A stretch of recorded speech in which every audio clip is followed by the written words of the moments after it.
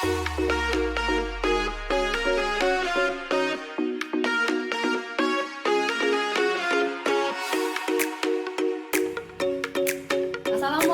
warahmatullahi wabarakatuh. Perkenalkan, saya Endah Rosmalina, calon guru penggerak angkatan 11. Hari ini saya akan melakukan berbagi praktik baik diseminasi budaya positif di SDN Pacet 1. Selamat menyaksikan. Calon guru penggerak angkatan 11, tergerak, bergerak, menggerakkan.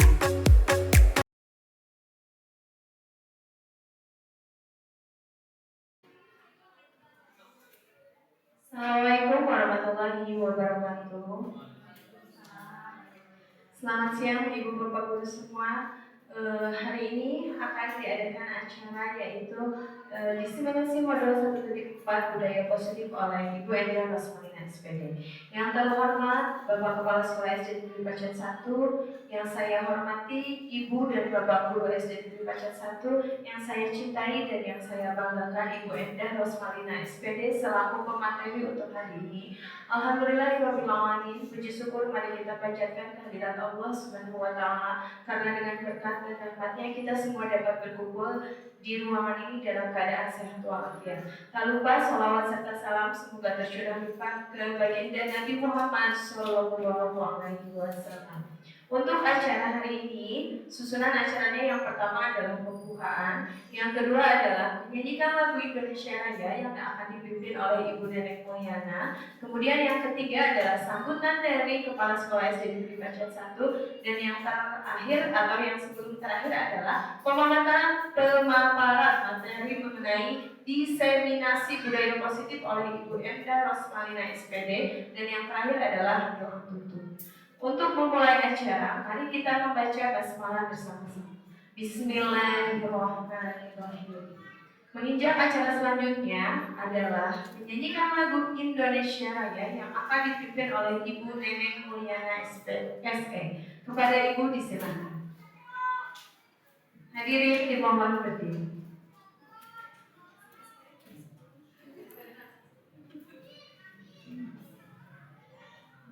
Hiduplah Indonesia Raya, hiduplah Indonesia tanah airku, tanah tumpah darahku. Di sanalah aku berdiri, jadi pandu ibu. Indonesia bangsa dan tanah airku, marilah kita berseru, Indonesia bersatu. Hiduplah tanahku, hiduplah negeriku, bangsaku, rakyatku semuanya. Bangunlah jiwanya, bangunlah badannya untuk Indonesia Raya. Indonesia Raya, merdeka, merdeka, tanahku, negeriku yang ku cinta. Indonesia Raya, merdeka, merdeka, hiduplah Indonesia Raya. Indonesia Raya, merdeka, merdeka, tanahku, negeriku yang ku cinta. Indonesia Raya, merdeka, merdeka, hiduplah Indonesia Raya. Hadirin disilakan duduk. Terima kasih kepada Ibu Nenek Mulyana SE yang telah memimpin untuk menyanyikan lagu Indonesia Raya. Baiklah, acara selanjutnya adalah sambutan dari Kepala Sekolah SD Negeri Pacet 1 yang akan disampaikan oleh Ibu Neneng Susilawati SPD dikarenakan Bapak KSD berhalangan untuk hadir. Kepada Ibu Neneng Susilawati, disilakan.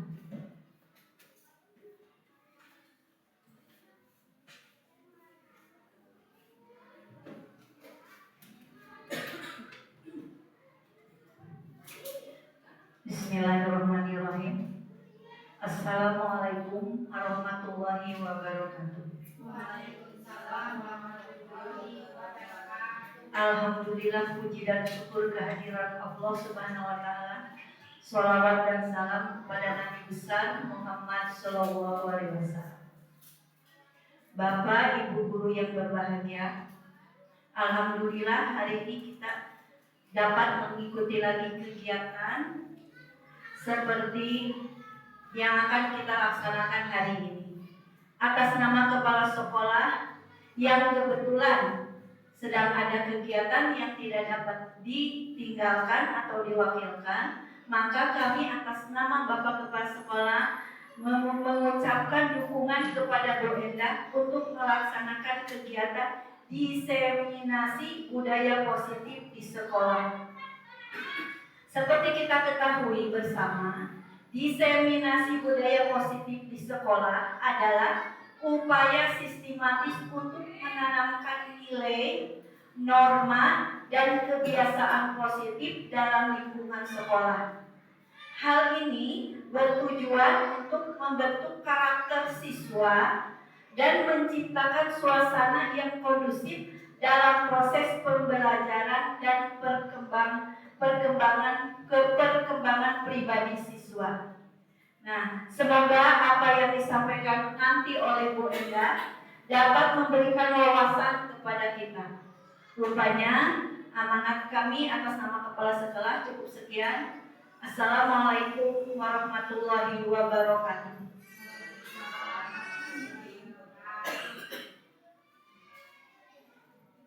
Ya, terima kasih kepada Ibu Neneng Susilawati yang telah menyampaikan sambutannya untuk mewakili Bapak Kepala Sekolah kita yang kebetulan hari ini berhalangan hadir karena ada kegiatan yang tidak dapat diwakilkan. Baiklah, Bapak Ibu, tibalah waktunya untuk penyampaian materi yang akan disampaikan langsung oleh Ibu Enda Rosmalina SPD. Kepada Ibu Enda, disilakan.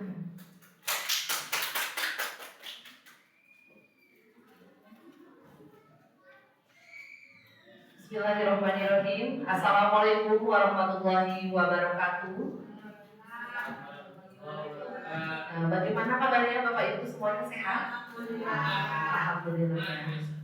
Bismillahirrahmanirrahim. Assalatu wassalamu ala asrofil anbiya wal mursalin wa ala alihi wa sahbihi ajma'in. Qala rabbi shrah li sadri wa yassir li amri wahlul 'uqdatam min lisani yafqahu qawli. Amin. Pertama-tama dan yang paling utama adalah marilah kita panjatkan puja dan puji syukur kita kehadirat Allah Subhanahu wa taala karena bahwasannya alhamdulillah hari ini kita bisa berkumpul kembali ya Bapak Ibu dalam kegiatan acara diseminasi untuk kebetulan memang saya ini ditugaskan atau sebagai calon guru penggerak di angkatan 11 ini harus bisa berbagi praktik ya Bapak Ibu. Jadi mohon maaf saya di sini bukan untuk menggurui atau merasa sok tahu atau istilahnya ingin sok lebih mengerti gitu ya. Tapi kita sama-sama di sini dalam rangka kegiatan diskusi gitu ya Bapak Ibu ya. Kita sharing sama-sama untuk berbagi praktik ini. Salawat serta salam marilah kita curahkan kepada junjungan kita yaitu Nabi besar Muhammad Sallallahu Alaihi Wasallam. Baik Bapak Ibu, dikarenakan mungkin tadi Bapak Kepala Sekolah kita tidak bisa hadir ya, tidak apa-apa, yang jelas mudah-mudahan kita semua selalu tetap semangat ya Bapak Ibu dalam keadaan sehat walafiat. Baik Bapak Ibu, akan mempersingkat waktu. Di sini saya akan memaparkan tentang budaya positif. Arti kata positif mungkin Bapak Ibu sudah mengerti ya. Positif itu berarti hal yang baik ya Bapak Ibu ya, hal yang baik. Namun sebelumnya biar lebih semangat yuk Bapak Ibu, kita bergerak dulu yuk kita semuanya berdiri dulu yuk Bapak Ibu. Sehubungan karena sekarang masih dalam situasi kemerdekaan, kita sama-sama menyanyikan lagu Hari Kemerdekaan ya, Hari Kemerdekaan 17 Agustus. Ya kita sama-sama ya Bapak Ibu ya. Kita tanamkan nasionalisme kita pada diri kita ya semuanya. 1, 2, 3. 17 Agustus tahun 45. Itulah hari kemerdekaan kita. Hari merdeka nusa dan bangsa. Hari lahirnya bangsa Indonesia.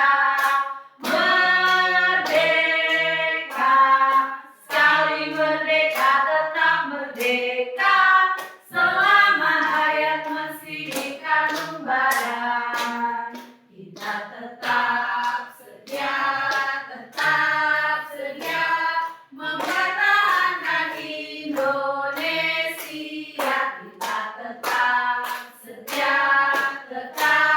sedia membela negara kita.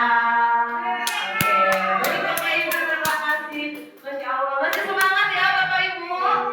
Masih semangat. Oke, baik sebelum ke materi yang akan saya sampaikan, saya ada pertanyaan pemantik dulu untuk Bapak Ibu. Ya, silakan boleh dijawab dalam hati ataupun boleh mengeluarkan pendapatnya untuk menjawab bersama-sama agar diketahui bersama. Nah, sebelumnya saya ingin bertanya Bapak Ibu, menurut Bapak Ibu, hukuman itu bisa mendisiplinkan peserta didik atau tidak? Mana yang mau berpendapat? Ya, menurut Bapak Ibu bagaimana tuh ketika seorang guru memberikan hukuman kepada peserta didik, itu menurut Bapak Ibu bagaimana pandangannya? Silakan yang mau menjawab. Boleh, silakan siapa? Boleh enggak Bapak Ibu? Menurut saya, pengalaman saya tentang apa tadi hukuman, ya tentang hukuman. Pada dasarnya saya kurang setuju apabila kesalahan dibalas dengan satu kesalahan. Karena belum tentu kesalahan anak yang dilakukan anak sesuai dengan hukuman yang orang tua atau guru yang bersifat dewasa memberikan hukuman. Jadi kami tidak setuju seperti itu. Kami lebih condong kepada memberikan nasihat yang sekaligus nanti contoh. Jadi bukan hukuman. Kami karena saya berprinsip kesalahan tidak boleh dibalas dengan kesalahan yang kedua. Ya, terima kasih. Tepuk tangan terima kasih Ibu Neneng untuk jawabannya, Masya Allah ya. Luar biasa sekali pemahaman dari Ibu Neneng mengenai hukuman ini. Ya mudah-mudahan tujuan pembelajaran pada hari ini ketika kita nanti sudah pemaparan yang saya paparkan, mudah-mudahan ada pencerahan ya Bapak Ibu ya tentang hukuman itu yang seperti apa sih yang harus diberikan ke anak atau memang tidak boleh gitu ya Bapak Ibu ya. Mudah-mudahan nanti kita semua bisa lebih memahami gitu ya Bapak Ibu, dan insya Allah untuk kedepannya ini bisa diimplementasikan di kehidupan kita sebagai pendidik di sekolah untuk menciptakan visi misi kita, mimpi-mimpi kita bisa menjadi sekolah yang berkarakter, yang berpositif, yang berbudaya positif. Baik Bapak Ibu, selanjutnya yang pertama yang akan saya paparkan mengenai latar belakangnya dulu. Latar belakang di sini yaitu membuat budaya positif itu, betul tadi yang dikatakan Ibu Neneng gitu ya. Jadi di sini adalah pembentukan karakter yang positif yang biasa nanti kita anak itu tumbuh pada dirinya sendiri untuk bisa menjadi pribadi yang lebih baik ya Bapak Ibu. Jadi merupakan salah satu cara pencapaian tujuan pendidikan. Budaya positif itu dapat dimulai di lingkungan kelas, yang kemudian dapat meluas menjadi budaya sekolah. Kemudian budaya positif itu dapat dikaitkan dengan disiplin positif, yang dimana dapat diterapkan kepada siswa di kelas maupun lingkungan sekolah yang kemudian nanti akan membudaya. Nah itulah latar belakangnya Bapak Ibu. Nah di sini ada juga seberapa penting sih apa itu budaya positif. Nah budaya positif ini merupakan nilai-nilai, keyakinan-keyakinan, dan kebiasaan-kebiasaan di sekolah yang berpihak kepada murid, yang dapat berkembang menjadi pribadi yang sesuai dengan profil pelajar Pancasila. Nah, seberapa penting sih budaya positif itu Bapak Ibu? Penting sekali ya. kita budayakan di sekolah, karena sebagai pendidik kita itu harus bisa menjadi contoh atau menjadi suri teladan bagi peserta didik kita, karena memang peserta didik itu biasanya melihatnya kemana, ke gurunya. Oh, ada guru lagi seperti itu.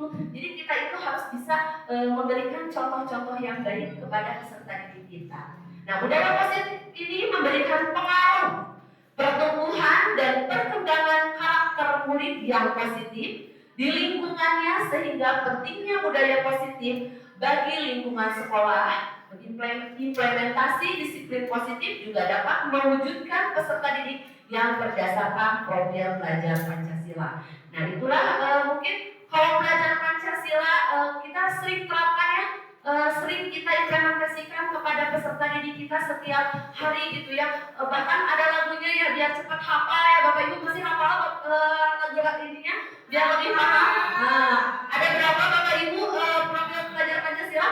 Ada 6 ya. Yuk kita nyanyi sama-sama. Belajar Pancasila, beriman dan bertakwa pada Tuhan yang esa dan berakhlak mulia, berkebinekaan global, gotong royong mandiri, kreatif, benar, kritis. Masya Allah Bapak Ibu semuanya sudah paham mungkin ya, untuk bahwa peserta didik kita itu ketika sudah membudaya positif itu insya Allah nanti kedepannya akan menciptakan peserta didik yang berdasarkan profil belajar Pancasila antar materi. Nah, di mana pembelajaran di guru penggerak angkatan 11 itu yang pertama yang saya pelajari, Bapak Ibu mungkin saya di sini hanya sharing ya Bapak Ibu, di sini ada filosofi tentang Ki Hajar Dewantara. Tadi sudah disinggung sedikit, yaitu mengenai pembelajaran yang dilakukan oleh Ki Hajar Dewantara itu yang tentunya harus berpihak kepada murid. Kemudian pembelajaran selanjutnya yaitu ada nilai dan guru penggerak. Sama-sama ini juga memimpin siswa tetap berpihak kepada murid. Di mana di sini visi guru penggerak yang waktu itu saya pernah implementasikannya Bapak Ibu ketika PI 2 itu membahas tentang atau membuat tentang visi guru penggerak. Sama itu juga tujuannya adalah untuk memimpikan murid-murid kita agar kita itu sebagai pendidik harus bisa belajar berpihak kepada murid. Kemudian visi sekolah juga tentunya mempunyai mimpi-mimpi yang dimana visi sekolah itu dibuat tentang konsep utama budaya positif. Yang pertama adalah perubahan paradigma belajar, kemudian disiplin positif, kebutuhan dasar manusia, motivasi perilaku manusia, restitusi kontrol guru, yang keenam keyakinan kelas, dan segitiga restitusi. Ya, yang pertama adalah perubahan paradigma belajar. Dalam membangun budaya positif, sekolah dapat menyediakan lingkungan yang positif, aman, dan nyaman agar siswa mampu berpikir, bertindak, dan mencipta dengan merdeka, mandiri, dan bertanggung jawab. Nah, di sini juga disiplin itu sangat berkaitannya dengan kontrol guru terhadap siswa. Baik Bapak Ibu, yang kedua adalah mengenai disiplin positif. Ketika kita mendengar kata disiplin, apa yang terlintas dari Bapak Ibu? Disiplin, tidak melanggar aturan. Apalagi Bapak Ibu? Patuh, kepatuhan. Kemudian apalagi Bu?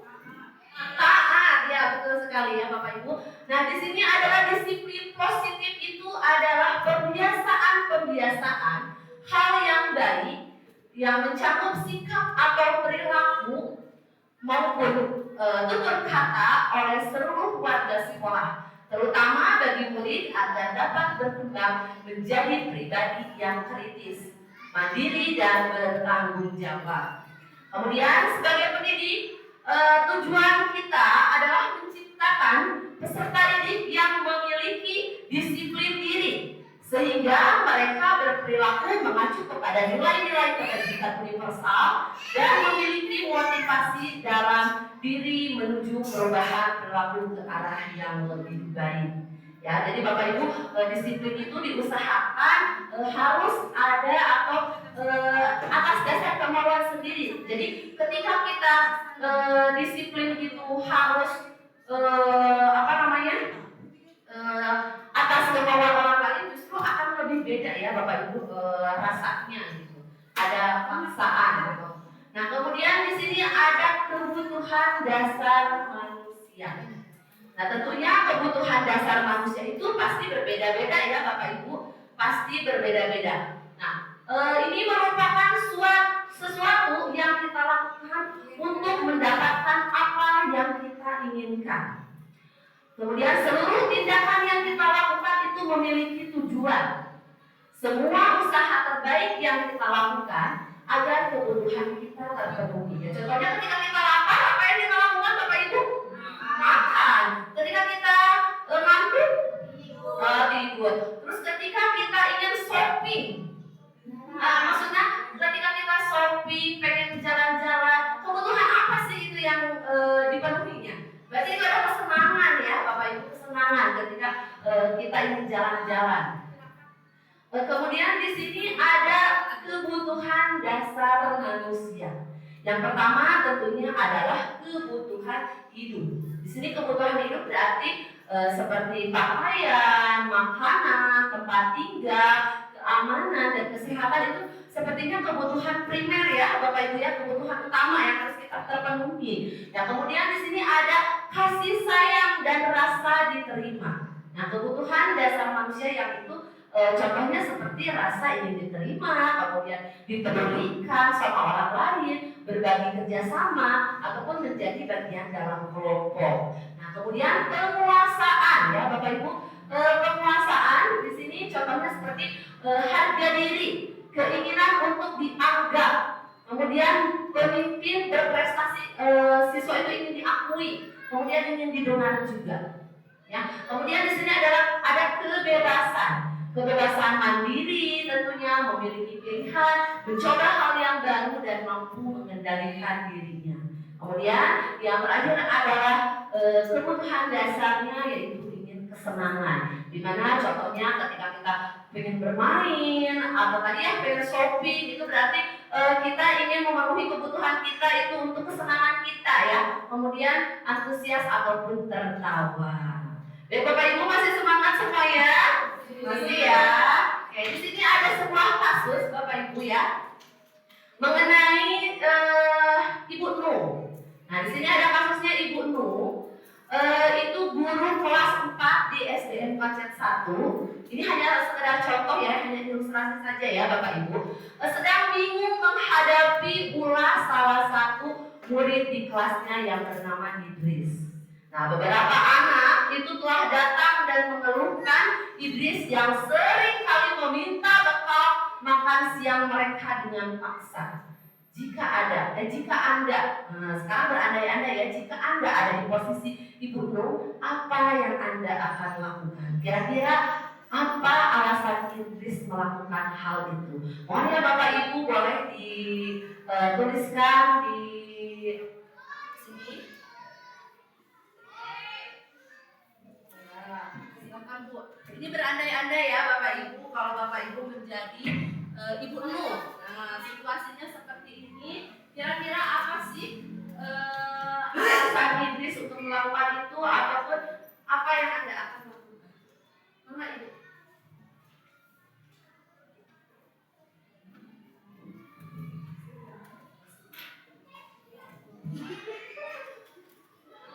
Ya, silakan Bapak Ibu dijawab ya. Ini berandai-andai. Silakan Bapak Ibu, nanti kalau sudah selesai boleh nanti ditempel di sini yang di depan, di atasnya ya Bapak Ibu. Di atasnya atau di bawahnya saja. Di sini. Itu untuk posisi kontrol.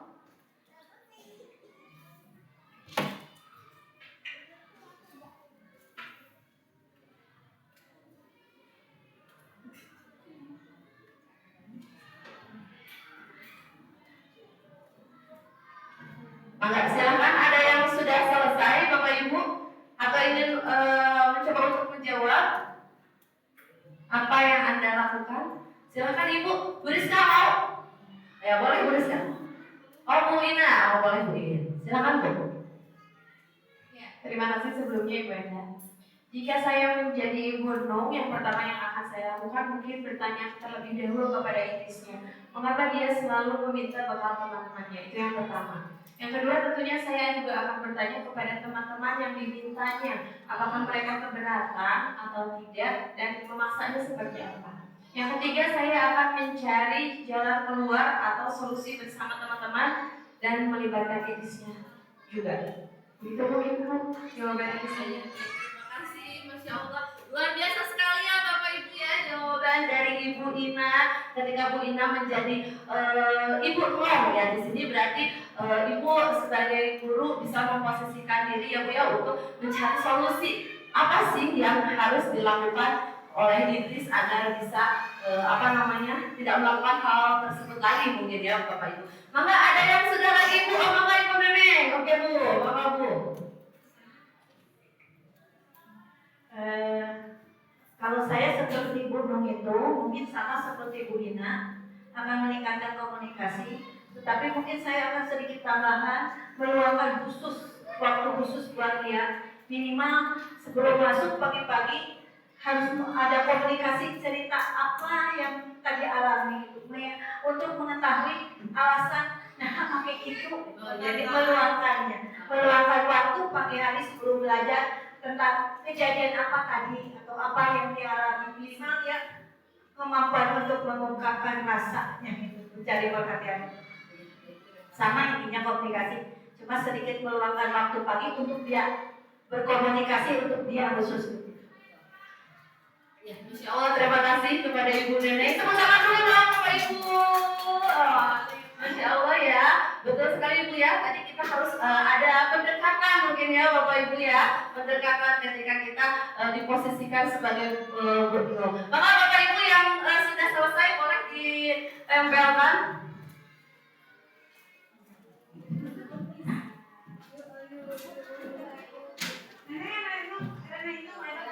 Di sini saya akan melakukan pendekatan yang sama ya Bu ya, pendekatan komunikasi ini dari Bu. Ya, Budi kasih nama ya Bapak Ibu ya, biar di sini Bu, itu nanti untuk posisi kontrol sudah sini. Nah, tekan.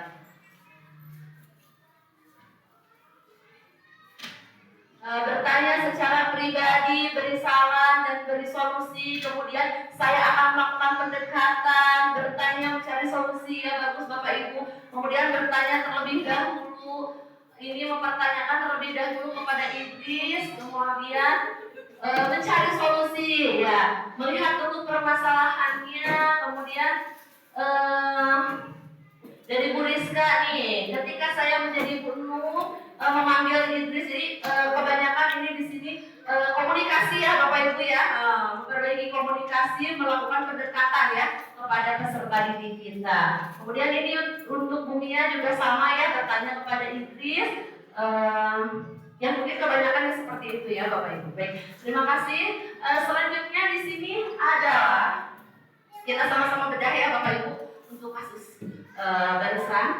Dalam konteks penerapan disiplin positif, Ibu Nung itu sebaiknya mencari tahu dulu ya, betul Bapak Ibu, tadi kita harus mencari tahu dulu alasan Idris melakukan tindakan tersebut agar mengetahui kebutuhan apa sih yang ingin dipenuhi oleh Idris. Bisa saja ingin bertahan hidup, kasih sayang, penguasaan, kebebasan, ataupun kesenangan. Dimana contohnya misalkan ketika Idris ingin memenuhi kebutuhan hidupnya, Idris itu bisa jadi alasannya karena Idris itu lapar dan orang tuanya tidak membawa bekal. Jadi di sini adalah kebutuhan yang ingin kebutuhan dasar manusia yang ingin dipenuhi oleh Idris adalah bertahan hidup.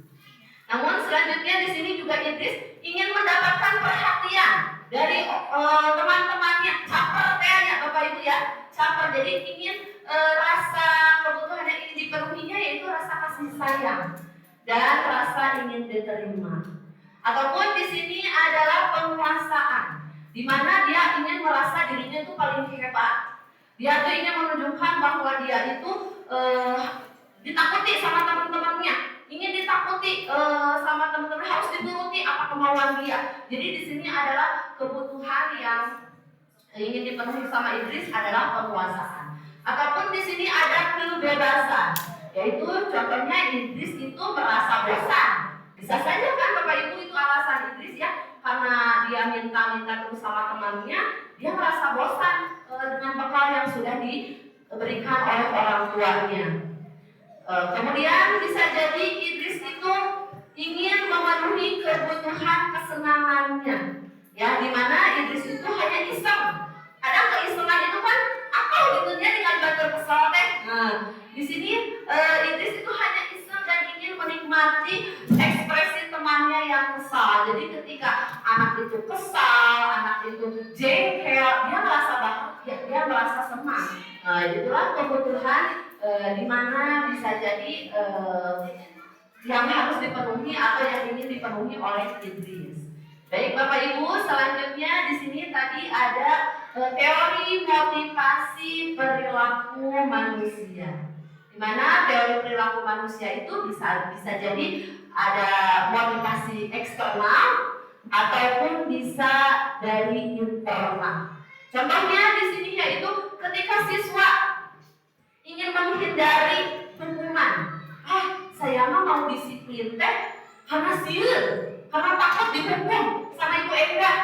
Ya, jadi dia itu motivasinya bukan dari dirinya sendiri, tapi dari orang lain, karena dia itu hanya takut dihukum, Bapak Ibu. Nah, di sini juga ada contoh motivasi eksternalnya. Ketika siswa itu melakukan kedisiplinan itu bukan dari dirinya, ketika dia ingin hanya mendapatkan imbalan saja. Ada biar dapat pujian nih dari Bapak Ibu, baru saya akan melaksanakan yang namanya kedisiplinan, akan melakukan tata tertib, akan melaksanakan tata tertib kita. Jadi dia itu motivasinya dari luar ya. Nah, yang paling utama yaitu adalah motivasi dari dirinya sendiri. Jadi di mana motivasi diri ini sendiri itu dia sadar akan dirinya tersebut akan bisa menjadi orang seperti apa bila saya melakukannya. Jadi motivasi pada dirinya sendiri itu keluar dari hatinya ya Bapak Ibu. Jadi ketika saya akan melaksanakan kedisiplinan itu tentunya saya itu bakal seperti ini. Jadi itu muncul dari diri kita sendiri. Jadi itulah teori dari motivasi perilaku manusia. Nah, di sini ada perbedaan ya Bapak Ibu untuk hukuman, konsekuensi, dan restitusi. Nah, ini perbedaannya ya Bapak Ibu. Ketika hukuman itu biasanya tidak terencana. Ya, hukumannya itu tidak terencana, murid tidak tahu apa yang akan terjadi. Terus biasanya bersifatnya itu hanya satu arah, ya, hanya satu arah dan berupa hukuman itu bisa jadi hukuman yang berupa fisik atau psikis. Bisa jadi kan, misalkan kita hukuman fisik seperti kamu lari di 10 keliling lapangan. Nah, itu merupakan sebuah hukuman. Di sini juga ada konsekuensi. Nah, di mana kalau konsekuensi itu terencana ya Bapak Ibu. Kalau konsekuensi itu biasanya itu dibuat, disepakati secara bersama-sama ketika kita membuat keyakinan kelas. Ya, biasanya suka dilampirkan juga untuk konsekuensi. Nih, ketika kamu membuang sampah sembarangan, apa nih konsekuensinya? Misalnya konsekuensinya kalau di sekolah kita itu sudah ada programnya Bu yang namanya Lisabil. Nah, kita langsung lihat sampah, ayo ambil. Nah, ketika konsekuensinya apa nih? Berarti ketika di kelas ada yang piket, berarti kamu juga harus piket lagi, misalkan seperti itu. Yang kemudian murid tetap, tapi di sini murid juga tetap dibuat tidak nyaman ya Bapak Ibu, karena sikap guru itu selalu memonitor muridnya. Ya. Nah, kemudian di sini ada restitusi, di mana restitusi itu adalah proses menciptakan bagi murid untuk memperbaiki kesalahan, yaitu proses kolaborasi yang mengajarkan murid untuk mencari solusi. Nah tadi tidak tanpa disadari sebenarnya tadi yang sudah dilakukan oleh Ibu Neni, oleh Ibu Ina itu sudah melakukan restitusi ya Bapak Ibu.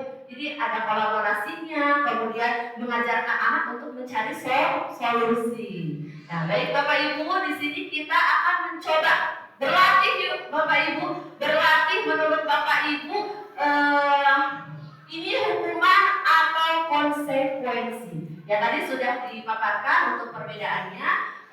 Kalau hukuman seperti apa dan konsekuensi itu seperti apa. Baik Bapak Ibu, yang nomor 1 kita langsung saja ya, kita sama-sama jawab. Lari mengelilingi lapang basket 2 kali karena terlambat hadir ke sekolah. Nah menurut Bapak Ibu ini adalah hukuman atau konsekuensi? Hukuman, ya betul, hukuman ya Bapak Ibu. Yang pertama itu adalah hukuman. Kemudian yang kedua, membersihkan coretan yang dibuatnya di meja tulis. Nah itu adalah konsekuensi, betul Bapak Ibu. Jadi dia belajar bertanggung jawab gitu ya Bapak Ibu ya, untuk membersihkan coretan yang sudah dia buat di atas meja. Kemudian murid diminta untuk push up. Nih, ayo Bapak Ibu, siapa yang suka ngasih hukuman untuk push up? Menurut Bapak Ibu ini adalah hukuman atau konsekuensi? Hukuman, betul sekali ya Bapak Ibu, ini adalah hukuman. Kemudian yang keempat, menggantikan kertas tugas teman yang telah dicoret. Nah ya betul, Masya Allah ya, sudah mulai paham ya Bapak Ibu ya, ini adalah konsekuensi. Kemudian berjemur di lapang basket pukul 12, kebayang dong masih panas-panas karena ngobrol dengan temannya. Itu hukuman apa konsekuensi?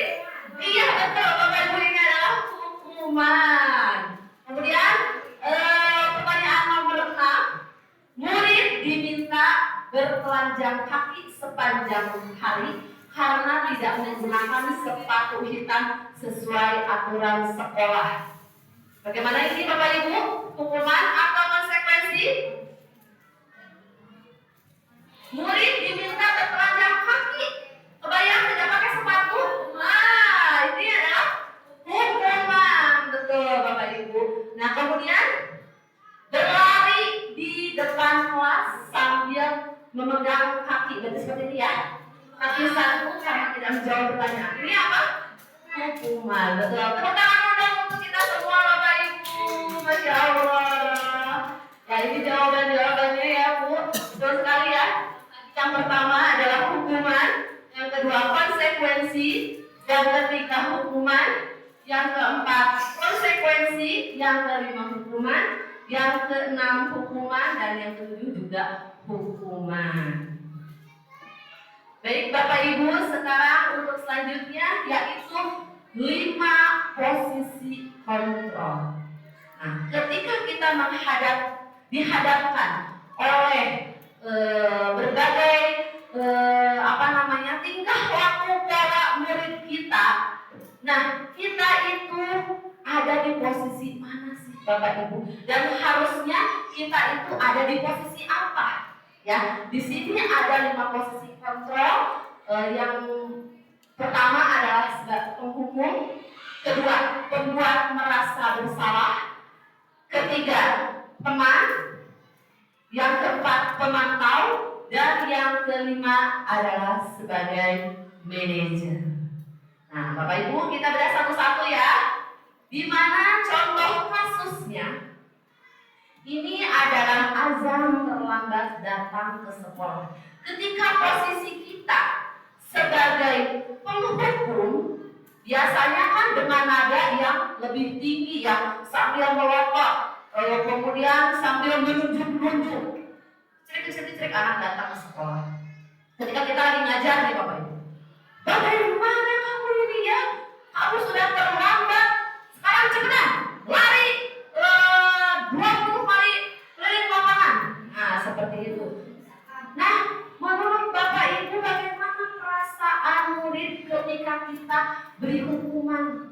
kepada peserta didik kita itu, apa yang dirasakannya?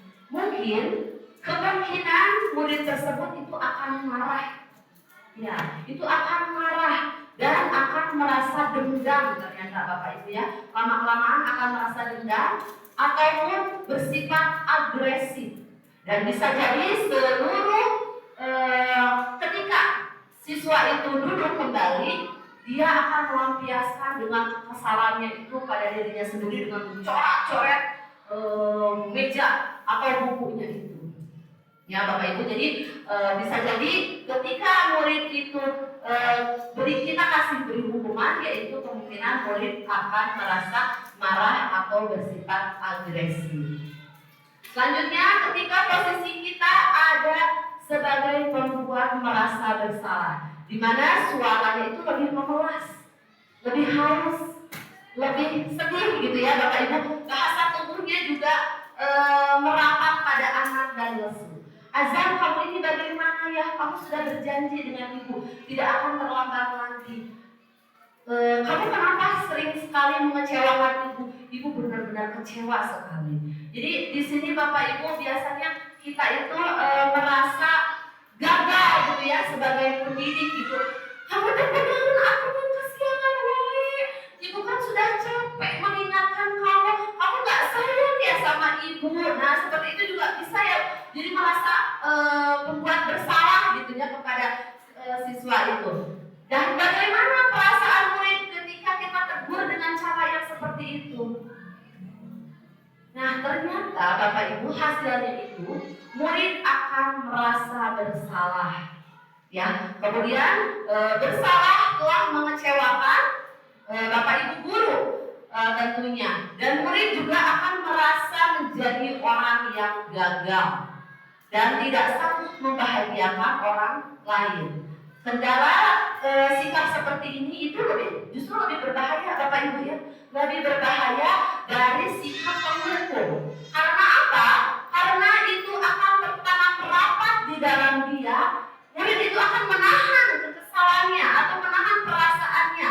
Murid itu seperti tertekan, seperti inilah tiba-tiba biasanya itu saking memendam amarahnya, tahu-tahu meledak gitu kan ya. Siswa itu marah gitu, bisa menyakiti dirinya sendiri ataupun orang lain. Itu ya Bapak Ibu di sini posisinya sebagai merasa bersalah. Kemudian di sini ada posisi kita ketika kita posisinya sebagai teman. Nah, dengan ada suara yang lebih ramah, kemudian akrab dan bercanda, kemudian bahasa tubuhnya juga merapat pada murid dan biasanya itu lebih friendly gitu ya Bapak Ibu, jadi lebih senyum-senyum gitu sama guru, jadi kita lebih dekat gitu. Azam, ayolah, bagaimana kamu? Kemarin kamu sudah janji sama ibu, kenapa kamu terlambat lagi? Tapi ini sambil tertawa, sambil tidak menunjukkan bahwa dia tuh kesal atau dia tuh marah gitu ya. Nah, bagaimana perasaan ketika murid dengan sikap guru yang seperti itu? Nah, di sini yaitu ternyata murid itu akan merasa senang, ya, merasa akrab, merasa senang dan akrab dengan Bapak Ibu gurunya, dan ini juga termasuk dampak yang positif, ya, dampak yang baik. Hanya saja ada sisi negatifnya Bapak Ibu, menjadi ketergantungan pada guru tersebut saja. Ya, jadi bila ada masalah, dia akan merasa bisa mengandalkan guru tersebut untuk membantunya. Akibatnya dari posisi teman ini itu Azam akan merasa berbuat sesuatu bila yang menyuruhnya itu guru tersebut saja. Jadi belum tentu dia akan melakukan atau nurut sama guru yang lain. Begitu ya Bapak Ibu. Nah, di sini selanjutnya ada posisi kontrol pemantau. Pemantau biasanya dengan suaranya yang lebih datar dan bahasanya juga yang lebih formal. Ya, contohnya seperti ini. Azam, kamu tahu jam berapa kita mulai? Anak itu menjawab jam 7 Bu. Tahu.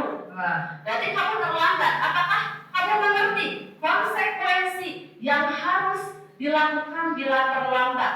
Jadi biasanya ini sebagai pemantau dilihat dulu. Oh, itu anak sudah melakukan kesalahan. Kita lihat lagi nih untuk besok-besoknya anak itu tetap melakukan kesalahan yang sama atau tidak ketika anak itu sudah melakukan konsekuensinya, gitu ya Bapak Ibu. Nah, di sini hasilnya atau bagaimana perasaan murid diperlakukan seperti itu. Nah, perlakuan seperti itu murid bisa memahami konsekuensi yang dijalankan karena telah melanggar salah satu peraturan sekolah. Guru tidak menunjukkan sesuatu emosi yang berlebihan, menjadi marah atau membuat merasa bersalah. Murid tetap dibuat tidak nyaman. Jadi nyaman gitu Bapak Ibu ketika kita memberikan posisi kita sebagai pemantau. Kita terus-terusan saja memantau si anak itu seperti apa, dan itu akan merasa bahwa anak itu ketika kita pantau terus merasa tidak nyaman. Kemudian guru juga tetap harus memantau muridnya mengerjakan tugas di jam istirahat karena murid tidak bisa ditinggal seorang diri. Jadi terus saja dia dipantau seperti itu Bapak Ibu. Nah, yang terakhir adalah posisi kontrol kita sebagai manajer. Dengan suara yang lebih tulus, bahasa tubuhnya tidak kaku dan mendekat kepada murid. Di sini sebagai manajer, contohnya ada percakapan, Azam kamu tahu mengetahui jam berapa sekolah itu dimulai? Tahu Ibu jam 7. Ya, kamu berarti terlambat. Kira-kira bagaimana kamu akan memperbaiki masalah ini? Saya bisa menanyakan kepada teman saya Bu untuk mengajar tugas yang ketiga karena tadi terlambat ya mungkin Bapak Ibu ya. Nah, kemudian baik itu yang kamu akan lakukan. Apakah besok kamu akan ada masalah untuk kamu agar kamu bisa hadir tepat waktu ke sekolah? Tidak Bu, saya bisa hadir tepat waktu. Baik, Ibu hargai usaha kamu untuk memperbaiki. Nah, bagaimana perasaan murid ketika diperlakukan seperti itu? Jadi di sini ada pendekatan, ada kolaborasi, kemudian komunikasi antara anak dan guru juga menuntun siswanya untuk bisa memperbaiki masalah yang dia hadapi, mencari solusinya secara bersama-sama. Dan dia paham akan kesalahan yang dilakukannya. Nah, apa hasilnya yaitu Bapak Ibu, pada posisi manajer, maka suara guru sebaiknya tulus, tidak perlu marah ataupun tidak perlu meninggikan suara. Nah, tidak lagi menunjuk-nunjuk, jari ke murid, atau bersikap seolah-olah menyesal tampak sedih sekali akan perbuatan murid ataupun bersandar gurau. Tetapi di sini guru bisa menempatkan diri sebagai temannya ataupun sebagai temannya. Nah, fokus pada murid bukan untuk membahagiakan guru atau orang lain. Murid sudah mengetahui adanya suatu masalah dan sesuatu itu perlu terjadi. Bila guru mengambil posisi pemantau, guru akan melihat apa konsekuensinya, apa peraturannya. Namun pada posisi manajer, guru itu akan mengembalikan tanggung jawab pada murid untuk mencari jalan keluar permasalahannya. Tentunya itu dengan bimbingan dari guru. Nah, Bapak Ibu, silakan di sini ada contoh lain ya, penerapan 5 posisi kontrol guru. Kasusnya itu tidak mengerjakan tugas yang diberikan guru. Ketika kita sebagai penghukum berlari dengan sebelah kaki di depan kelas, membuat merasa bersalah. Setiap kali Ibu sudah ingatkan kamu, senang ya melihat Ibu terus-terusan bertindak seperti ini. Nah, kemudian untuk kita posisinya kalau sebagai teman, ayo dong kerjakan tugasnya, nanti kita main begini. Kalau sudah selesai. Kemudian kalau kita sebagai pemantau, kamu sudah melakukan kesalahan. dan sudah mengetahui konsekuensinya. Sekarang selesaikan dan segera tutup. Nah, ketika kita ada di posisi manajer, nah, apa kamu tahu kesalahanmu? Keyakinan seorang apa yang kamu langgar dan apa yang akan kamu lakukan untuk menyelesaikannya. Dan sekarang Bapak Ibu mohon untuk merefleksikan diri ya. Silakan Bapak Ibu refleksikan sekarang itu Bapak Ibu ada di posisi kontrol mana sih ketika menghadapi situasi atau murid kita yang misalnya kasusnya kita samakan saja ya Bapak Ibu ya. Misalnya bertengkar. Nah, ketika lihat teman atau siswa kita bertengkar, nah posisi kontrol mana sih yang Bapak Ibu akan lakukan? Maka Bapak Ibu ditulis kembali ya. Ya.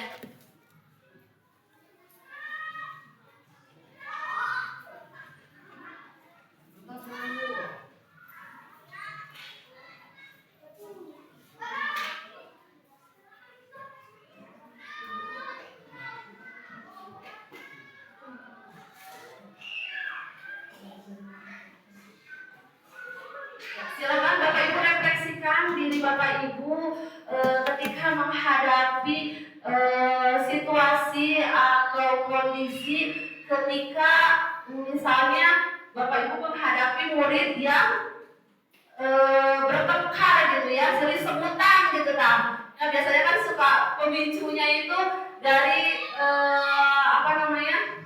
saling ejek ya, seperti itu. Ya, bagaimana posisi kontrol yang baik menurut Bapak Ibu? Silahkan dijawab. Bu Rizka ada pulpennya? Ini Bu, ada, silahkan. Semoga Bu. Boleh diisi apa? Yang mau menjawab boleh di sini Bu. Bu Mia mau mencoba untuk menjawab?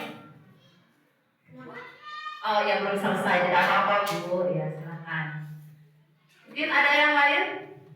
Mengapa Bu, di depan saja Bu, boleh Bu.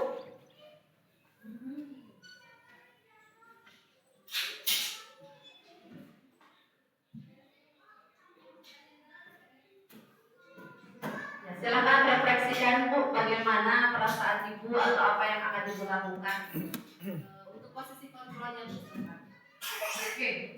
Kita sebagai pendidik kalau seperti ini mungkin kayak anak-anak bertengkar atau lebih kepada ribut lah gitu, ribut anak-anak gitu. Nah, di sini kita harus memposisikan sebagai guru di sini adalah sebagai penengah dulu. Setelah menjadi penengah kita menjadi manajer, di mana dalam hal ini manajer itu untuk mencari dulu latar belakang permasalahan sampai mereka itu bertengkar seperti apa. Jadi jangan juga kita memihak salah satu anak untuk misalkan berat sebelah. Oh ibu ini si ini yang salah, ibu ini si ini yang salah. Tapi kita harus tahu dulu akar permasalahan tersebut sampai terjadi pertengkaran itu apa yang melatar belakangnya. Nah setelah nanti kita lihat atau kita telaah akar permasalahannya di sini atau yang melatar belakangi anak-anak itu bertengkar, terjadinya pertengkaran itu seperti ini. Nah baru kita cari solusinya seperti apa agar hal ini tidak terjadi lagi kepada anak-anak begitu. Terima kasih. Terima kasih buat Ibu Nenek, Masya Allah jawabannya ya. Jadi di mana posisi kontrol yang akan dilakukan oleh Bu Nenek tentunya yaitu sebagai manajer ya Ibu ya, sebagai manajer. Jadi anak tetap kita harus melakukan mencari tahu dulu ya Bu ya, alasannya kenapa, kemudian kita sama-sama berdiskusi kepada anak untuk mencari solusinya bersama-sama agar anak itu tidak melakukan hal yang sama. Maka Bapak Ibu boleh ditulis di tempel kembali Bu. Pak Apri, mohon bantuannya Pak, silakan. Maka posisi kontrol mana nih Pak Apri ini? Saya bantu Pak ini ya. Posisi kontrolnya menurut Pak Apri yaitu sebagai pemantau ya, boleh pemantau ataupun manajer. Kemudian yang lainnya silakan Bapak Ibu.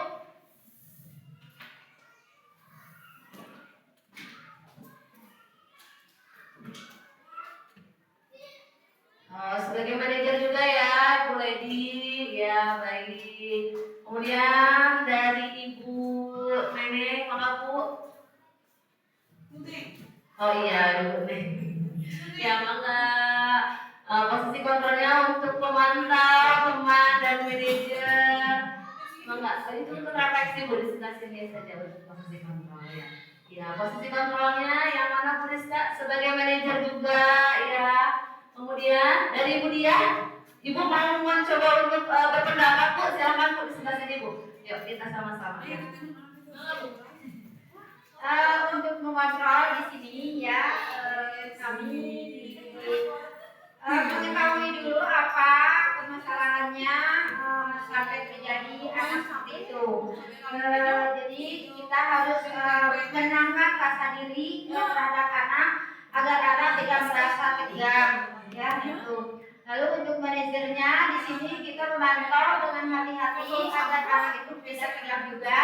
Jadi kita harus punya rasa hati-hati, harus punya rasa hati yang tulus ya sebagai manajer kita. Oke, terima kasih. Terima kasih Bu Dia, Masya Allah. Tepuk tangan dulu untuk Ibu Dia. Ya, baik Bapak Ibu, terima kasih ya. Mungkin kita merefleksikan diri sebenarnya yang harus kita lakukan ada di posisi mana nih? Yang paling baik menurut Bapak Ibu? Bapak Ibu, halo. Yang idealnya nih menurut Bapak Ibu sebenarnya kita harus ada di posisi kontrol mana nih? Manajer ya Bapak Ibu. Kita ice breaking dulu. Yuk Bapak Ibu semuanya berdiri. Kita dance banana. Ayo kita dance banana bersama-sama Bapak Ibu. Yang pertama dance banananya dance banana dance gitu ya. Banana dance kan gini. Nah, kemudian yang pertama yang kita lakukan adalah peel gini. Nah, peel. Kemudian cut. Cut ya. Habis cut berarti ya makan. Nah, kemudian habis makan kita kocok shake, kita shake, kemudian yang terakhir kita boom. Nah, kita goyang sama-sama ya Bapak Ibu. Kita goyang bersama-sama ya. Nah, kita praktekkan bareng-bareng ya Bapak Ibu ya semuanya ya. Oke, 1, 2, 3, banana dance. Peel, banana peel. Mana suaranya?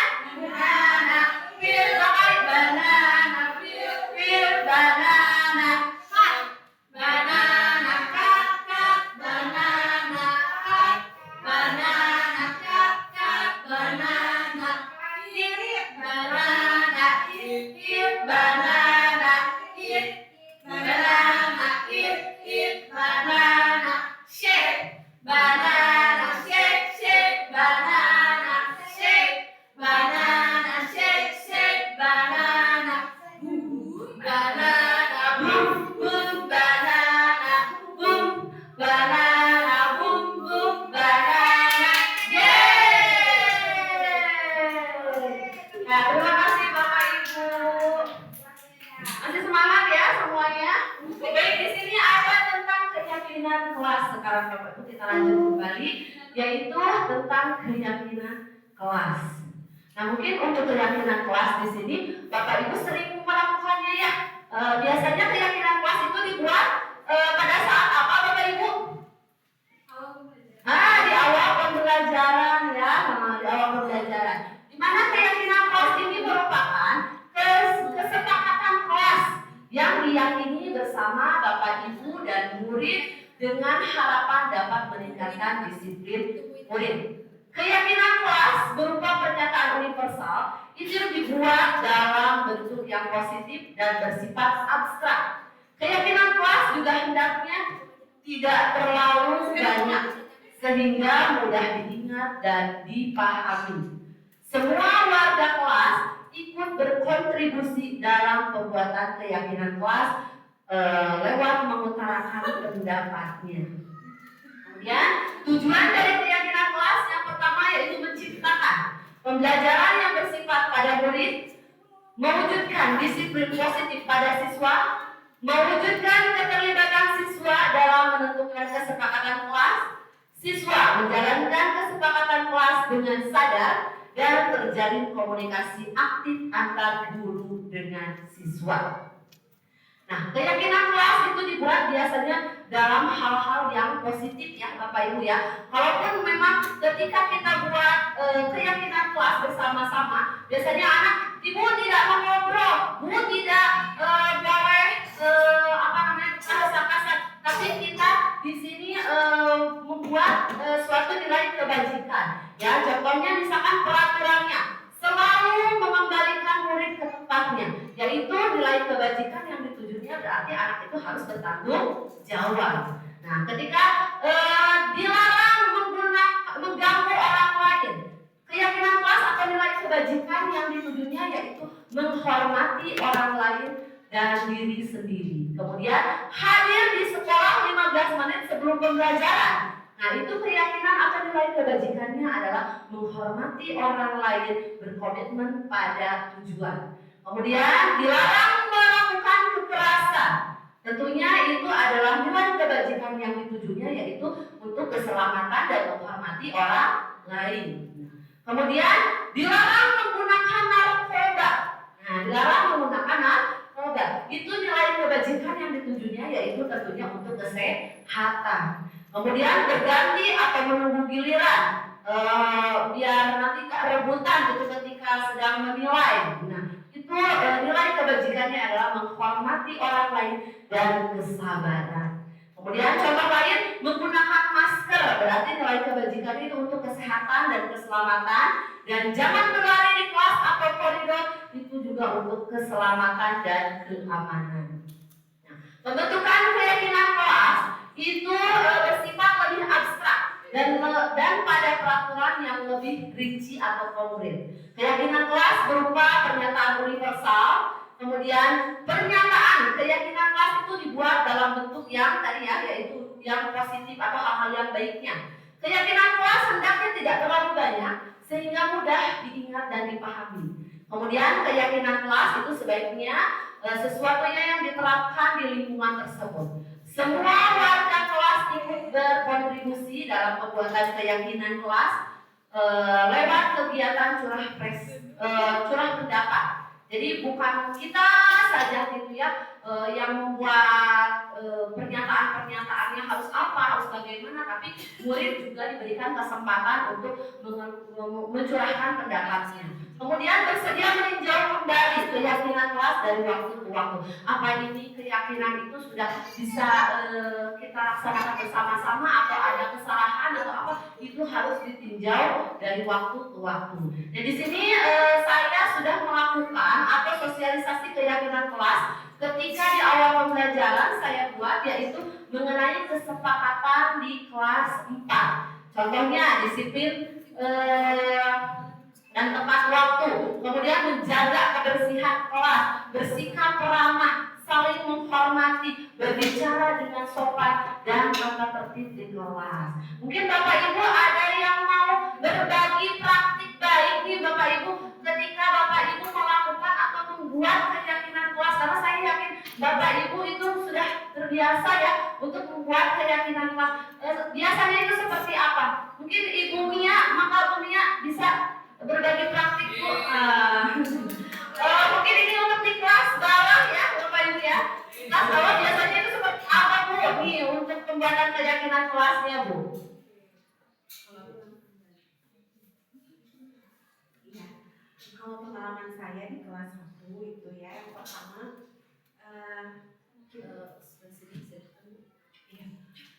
kita siapkan dulu kertas pikirannya itu untuk diisi oleh siswa. Misalnya kesepakatan kelasnya mau apa ditanya anak-anaknya. Yang pertama itu tentang kehadiran. Kehadiran itu disepakati mau berapa menit sebelum masuk kelas ya. Kemudian kebiasaan anak-anak yang selalu membawa makanan ke dalam kelas itu juga ditulis di sana. Apakah ketika belajar itu boleh makan atau tidak begitu. Kemudian kesepakatan untuk istirahat juga. Boleh tidak makan di dalam kelas ketika istirahat? Misalnya tidak, itu juga dimasukkan. Kemudian banyak sih ya kesepakatan menjaga kebersihan kelas juga dengan kemudian dibuat juga jadwal piketnya seperti itu. Ya. Kemudian juga ada konsekuensinya kalau tidak kalau melanggar kesepakatan kelas tersebut. Tapi dibimbing oleh guru karena kelas 1 belum semuanya pandai menulis, belum lancar menulisnya seperti itu. Ibu mengarahkan gitu Iya, ya. diarahkan dulu oleh gurunya. Mungkin seperti itu Bu Enda. Terima kasih. Ibu Guru Mita, Ibu Guru Mia ya, Masya Allah. Ibu di kelas 1 sudah cukup lama ya Bu ya, jadi sudah paham mungkin ya Bu ya, sudah tahu apa yang harus dilakukan ketika pembuatan kesepakatan kelas itu di kelas 1. Terima kasih Ibu Mia untuk berbagi praktik baiknya. Nah kemudian di sini yang terakhir yaitu segitiga restitusi. Nah baik Bapak Ibu, di segitiga restitusi ini adalah suatu proses kondisi bagi murid untuk memperbaiki kesalahan mereka sehingga mereka bisa kembali pada kelompok mereka dengan karakter yang lebih kuat. Nah melalui restitusi ini guru dapat membantu murid menjadi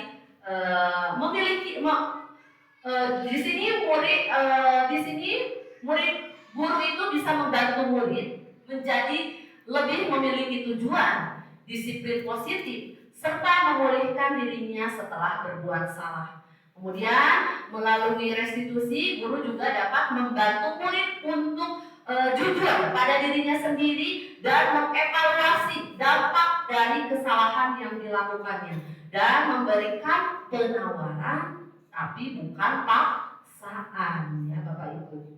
Nah, ada 3 tahapan segitiga restitusi. Yang pertama adalah menstabilkan identitas, yang kedua validasi tindakan yang salah, dan yang ketiga menanyakan keyakinan kelas.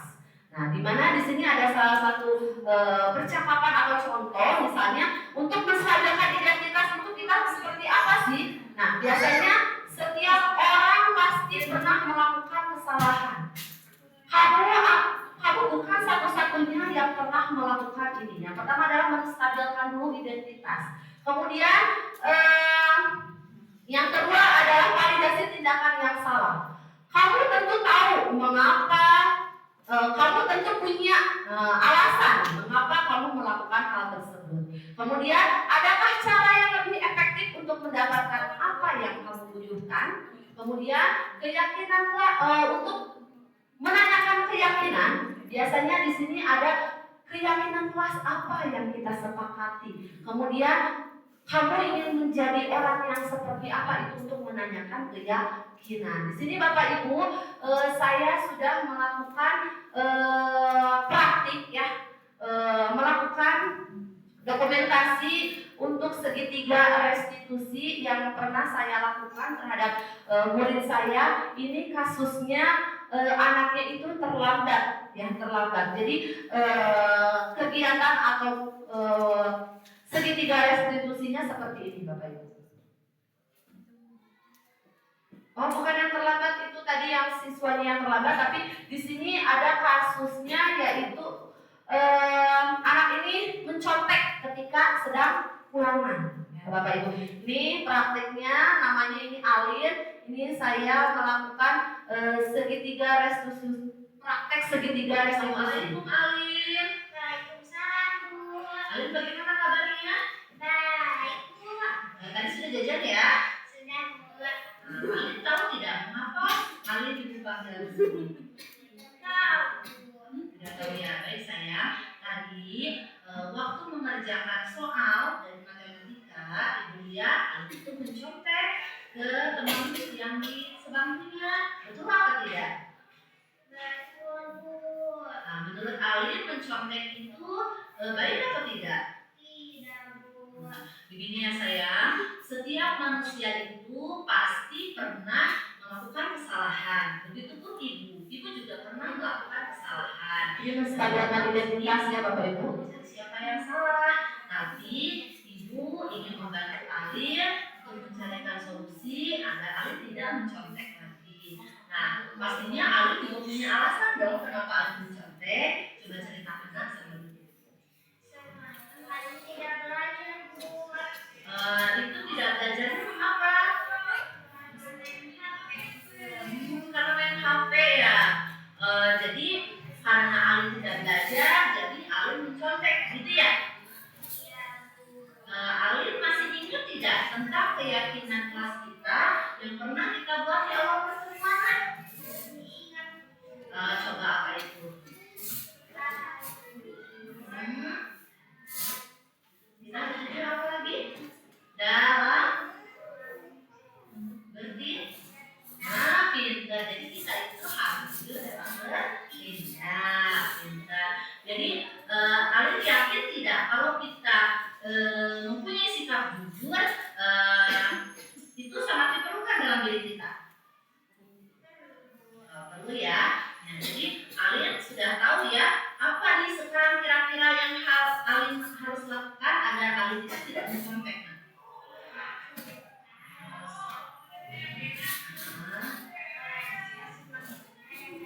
Nah, pintar.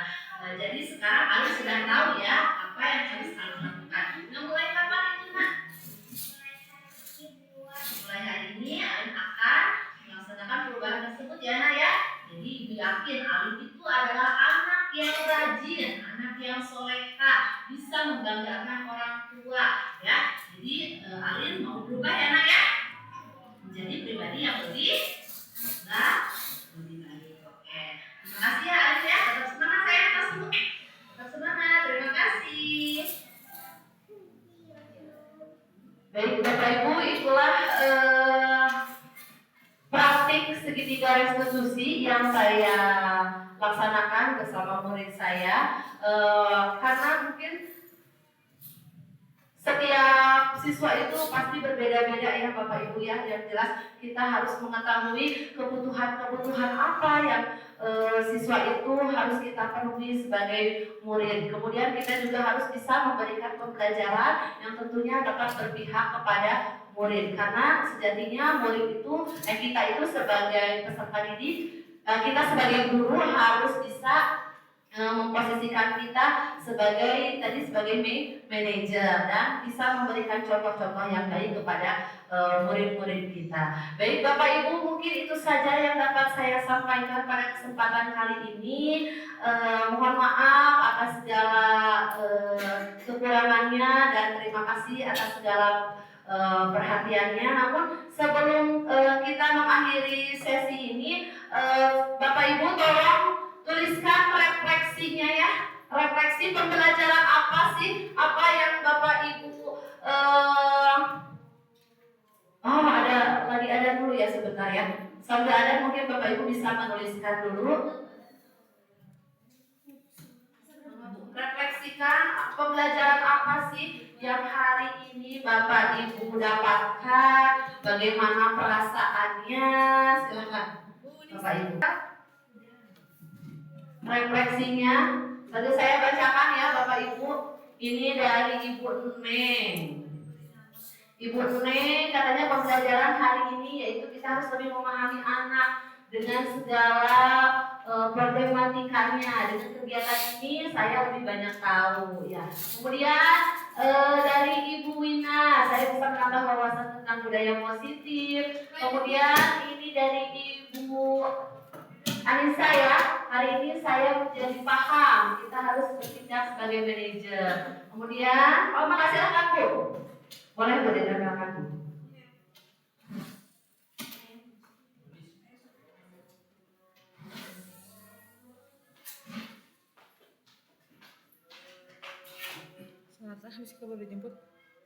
Ya, Masya Allah ya, pada hari ini Alhamdulillah.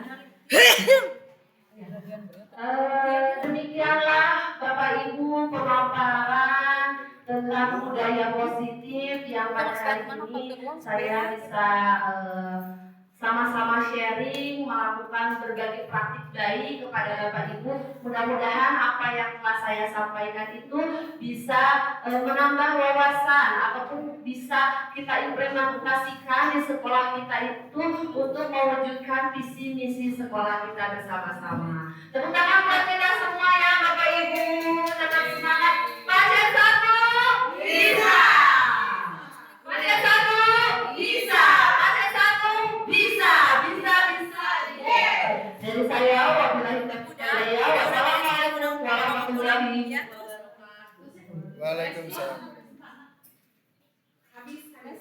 Oh iya. Waalaikumsalam warahmatullahi Paling nganterin sama Om wabarakatuh. Gon. Wah, Masya Allah. Terima kasih banyak Ibu Enda Rusmalina yang sudah menyampaikan materinya. Boleh tepuk tangan dulu Ibu Bapak.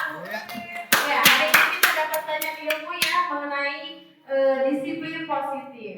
Baiklah, acara selanjutnya yaitu doa tutup yang akan dipimpin oleh Bapak Apri. Kepada Bapak disilakan.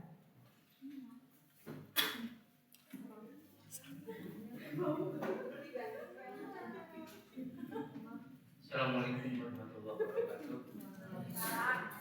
Bapak Ibu, marilah kita mengakhiri kegiatan ini dengan membaca doa. Mudah-mudahan apa yang disampaikan oleh Bu Enda bisa bermanfaat buat kita semua. Amin. Bisa mengaplikasikannya pada kegiatan sehari-hari. Bismillahirrahmanirrahim. Allahumma sholli ala sayyidina wa habibina wa shafiina wa maulana Muhammad. حمد الشافع حمد الناعم حمد يوافي ويكافي مزيدا يا ربنا لك الحمد كما ينبغي لجلال وجهك الكريم وعظيم سلطانك اللهم انا نسالك سلامة في الدين وعافية في الجسد وزيادة في العلم وبركة في الرزق وتوبة قبل الموت وبركة عند الموت ومغفرة بعد الموت اللهم هون علينا في سكرات الموت ربنا إننا سمعنا مناديا بالإيمان أن آمنوا بربكم فآمنا ربنا آتنا في الدنيا حسنة وفي الآخرة حسنة وقنا عذاب النار سبحان ربك رب العزة عما يصفون وسلام على المرسلين والحمد لله رب العالمين. الفاتحة.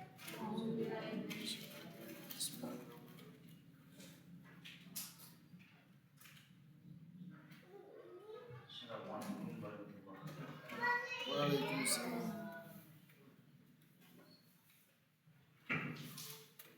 Terima kasih kepada Bapak Ahli yang sudah memimpin doa untuk kita semua. Dengan berakhirnya acara ini, saya selaku moderator mengucapkan mohon maaf sebanyak-banyaknya apabila terdapat kesalahan selama acara berlangsung. Demikian yang dapat saya sampaikan, kurang lebihnya mohon maaf. Wassalamualaikum warahmatullahi wabarakatuh. Waalaikumsalam. Assalamualaikum warahmatullahi wabarakatuh. Saya Ines Siti Mutmainah, rekan sejawat dari Ibu Enda Rusmalina SPD. Yang sudah Ibu Enda sampaikan sangat baik dan mudah untuk saya pahami sebagai posisi background kita sebagai guru, yaitu ada penghukum, ada pembuat rasa bersalah, ada teman, ada pemantau dan pekerja. Terima kasih banyak Ibu Enda sudah berbagi ilmunya. Sukses terus Ibu Enda. Assalamualaikum warahmatullahi wabarakatuh. Saya Apriansa selaku rekan sejawat dari Bu Enda ya. Pada penyampaian kegiatan diseminasi budaya positif ini sangat baik ya, dan sangat mengapresiasi kegiatan hari ini ya. Adapun pembelajaran yang saya dapatkan yaitu budaya positif ya. Seberapa penting budaya positif untuk bisa diterapkan di sekolah atau di kelas kita masing-masing ya. Juga saya mengetahui cara-cara yang saya harus dilakukan untuk menghadapi murid. Pokoknya buat Bu Enda sukses terus dan semangat ya. Terima kasih. Assalamualaikum warahmatullahi wabarakatuh. Waalaikumsalam.